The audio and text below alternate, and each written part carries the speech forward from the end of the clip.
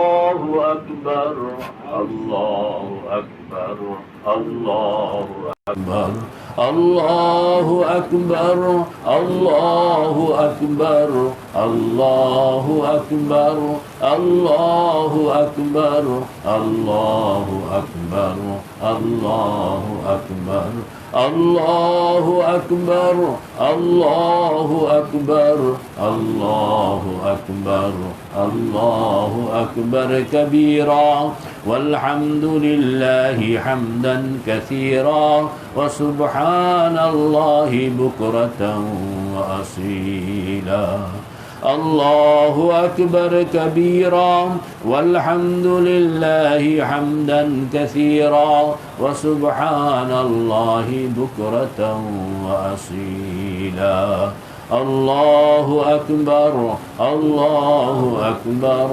الله أكبر الله أكبر الله أكبر الله أكبر الله أكبر الله أكبر الله أكبر الله أكبر الله أكبر الله أكبر الله أكبر الله أكبر الله أكبر الله أكبر لا إله إلا الله والله أكبر الله أكبر ولله الحمد الله أكبر الله أكبر لا إله إلا الله والله أكبر الله أكبر ولله الحمد الله أكبر الله أكبر لا إله إلا الله والله أكبر الله أكبر ولله الحمد الله أكبر الله أكبر الله أكبر الله أكبر الله أكبر الله أكبر الله أكبر الله أكبر الله أكبر الله أكبر الله أكبر الله أكبر الله أكبر الله أكبر وقل الحمد لله الذي صدقنا وعده الله أكبر الله أكبر الله أكبر الله أكبر الله حاضري الله ناظري الله شاهدي الله معي الله حاضري الله ناظري الله شاهدي الله معي الله حاضري الله ناظري الله شاهدي الله معي 100 বার লা ইলাহা ইল্লাল্লাহ لا إله إلا الله لا إله إلا الله لا إله إلا الله لا إله إلا الله لا إله إلا الله لا إله إلا الله لا إله إلا الله لا إله إلا الله لا إله إلا الله لا إله إلا الله محمد رسول الله صلى الله عليه وسلم तेरे सिवा माबूद हकीकी कोई नहीं है कोई नहीं तेरे सिवा मक़सूद हक़ीक़ी कोई नहीं है, कोई नहीं तेरे सिवा मौजूद हक़ीक़ी कोई नहीं है, कोई नहीं। ला इलाहा इल्लल्लाह, ला इलाहा इल्लल्लाह, ला इलाहा इल्लल्लाह, ला इलाहा इल्लल्लाह, ला इलाहा इल्लल्लाह, ला इलाहा इल्लल्लाह, ला इलाहा इल्लल्लाह, ला इलाहा इल्लल्लाह, ला इलाहा इल्लल्लाह, ला इलाहा इल्लल्लाह मुहम्मदुर रसूलुल्लाह। নাই কোনো মাবুদ আল্লাহ ছাড়া, নাই কোনো মাবুদ আল্লাহ ছাড়া, নাই কোনো মকসুদ আল্লাহ ছাড়া, নাই কোনো মকসুদ আল্লাহ ছাড়া, নাই কোনো মওজুদ আল্লাহ ছাড়া, নাই কোনো মওজুদ আল্লাহ ছাড়া।